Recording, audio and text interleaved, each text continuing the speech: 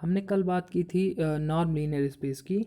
आज देखते हैं कॉची इनइक्वालिटी, जिसका स्टेटमेंट है let x equal to x1 x2 dot dot n x n and y equal to y1 y2 dot dot y n be two n tuples of real और complex number and norm defined on x is defined as norm of x is equal to summation of i variation 1 to n mod of xi to the power 2 and whole to the power 1/2, जैसा कि यहाँ पे दिख रहा है ये इसमें।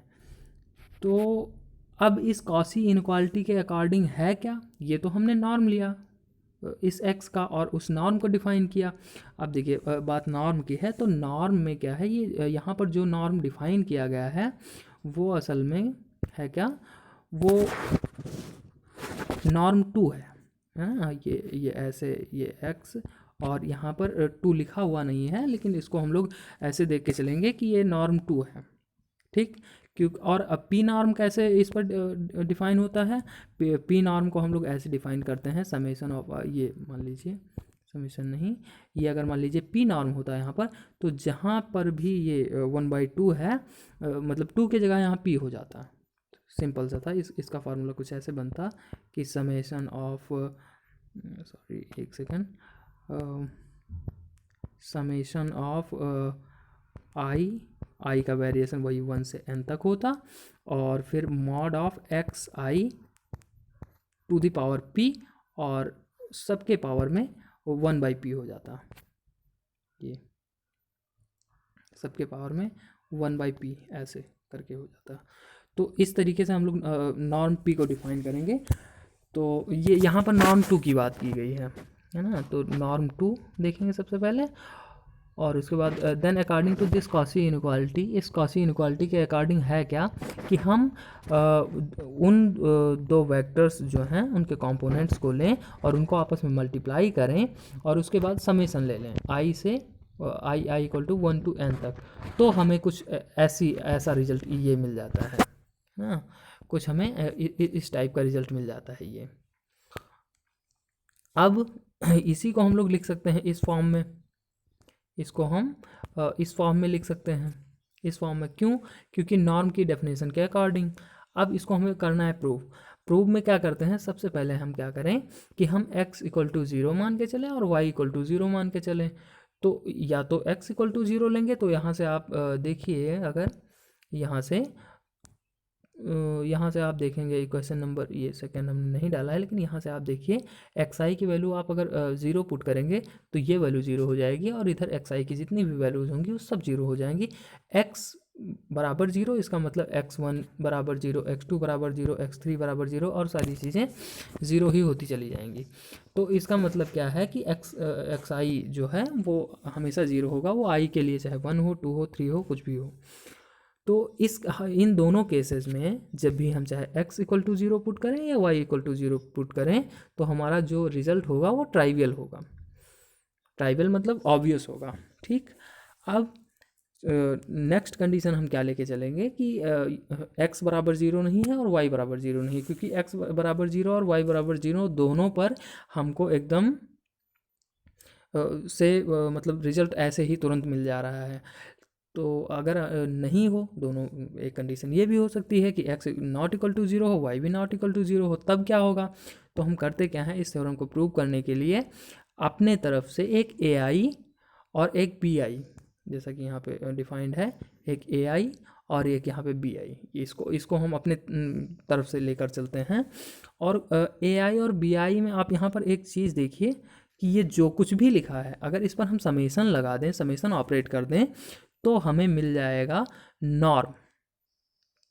तो हमें नॉर्म स्क्वायर की वैल्यू मिल जाएगी, और उसके बाद में जो कुछ भी हमें मिलेगा वो अगर हम समेशन ऑपरेट करें दोनों तरफ, तो हमको जो कुछ भी वैल्यू मिलेगी वो कुछ रियल वैल्यू मिलेगी। क्यों?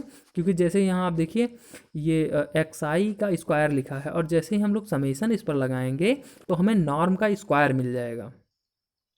ये इस फार्मूले से आप देखिए यहाँ से फार्मूला ये जो इक्वेशन नंबर फर्स्ट है कि यहाँ से अगर इस पावर 1/2 को अगर हम इधर करें तो यहाँ पर हो जाएगा नॉर्म का स्क्वायर, और ये summation of i equal to 1 से n और मॉड ऑफ एक्स आई का स्क्वायर, जो कि यहाँ पर लिखा है।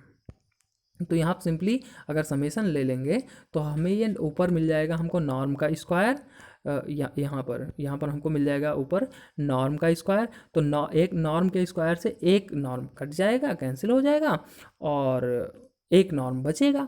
तो एक नॉर्म बचेगा, और नॉर्म के अंदर की चीज़ें क्या होती हैं, वो रियल वैल्यूड होती हैं, है ना। नॉर्म के अंदर जो कुछ भी हो, नॉर्म के अंदर नहीं, जब नॉर्म अप्लाई कर देंगे उस पर तो हमें जो कुछ मिलेगा वो रियल वैल्यूड मिलेगा। इसका मतलब ये है कि जो हमारा ए आई है और जो बी आई है ये रियल वैल्यूड है। अब इसी रियल वैल्यूड के कॉन्सेप्ट को लेकर हम एक चीज़ ये जानते हैं पहले से कि geometrical mean of two real numbers are always less than और equal to their arithmetic mean. जो ज्योमेट्रिकल मीन होता है वो हमेशा अर्थमेटिक मीन से लेस देन या इक्वल टू होता है। अब ज्योमेट्रिक मीन हमारा क्या होता है, जो हमारा ज्योमेट्रिक मीन होता है वो होता है under root A B, A into B, ये होता है हमारा ज्योमेट्रिक मीन। और जो हमारा अर्थमेटिक मीन होता है वो अर्थमेटिक मीन होता है वो तो सिंपल सा है, a+b/2 होता है, a+b/2 ऐसे। तो इन्हीं को हम यहाँ पर यूज़ करेंगे, इसी कॉन्सेप्ट को, और इसी पर पूरी थ्योरम हमारी सॉल्व हो जाएगी।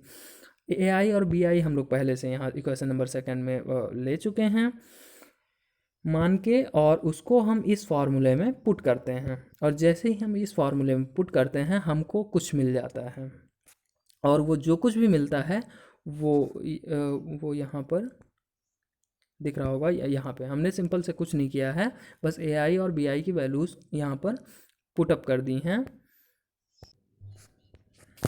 अब इसी स्टेप को थोड़ा और आगे इसमें क्या करें कि नेक्स्ट स्टेप में इसमें समेसन लिया गया है, और वेरिएशन आई का कहाँ से 1 से n तक है।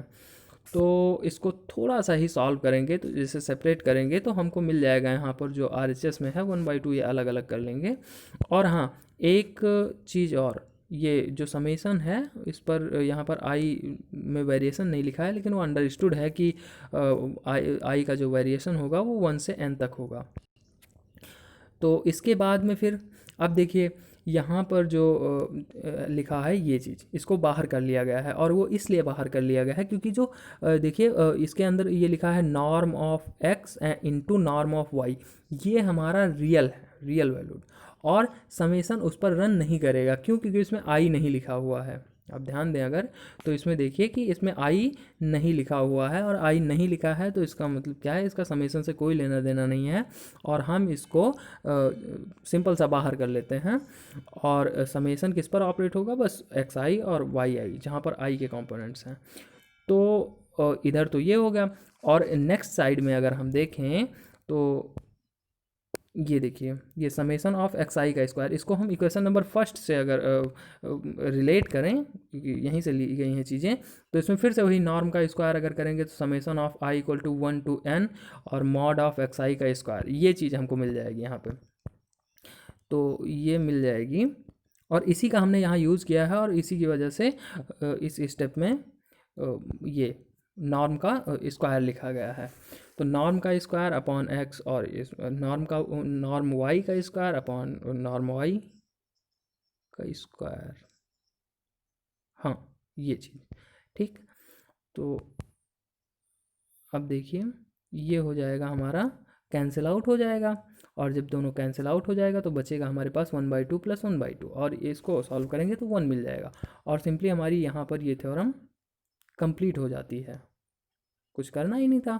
ये जो इस साइड में ये हमारा लिखा हुआ है norm of x into norm of y, ये इधर जब 1 बचेगा तो इसको हम लोग इधर लाकर 1 से मल्टीप्लाई कर देंगे, और सिंपली हमको ये रिजल्ट मिल जाएगा, और यही हमारी कहलाती है कॉची इनइक्वालिटी। बाकी नेक्स्ट उसमें देखते हैं।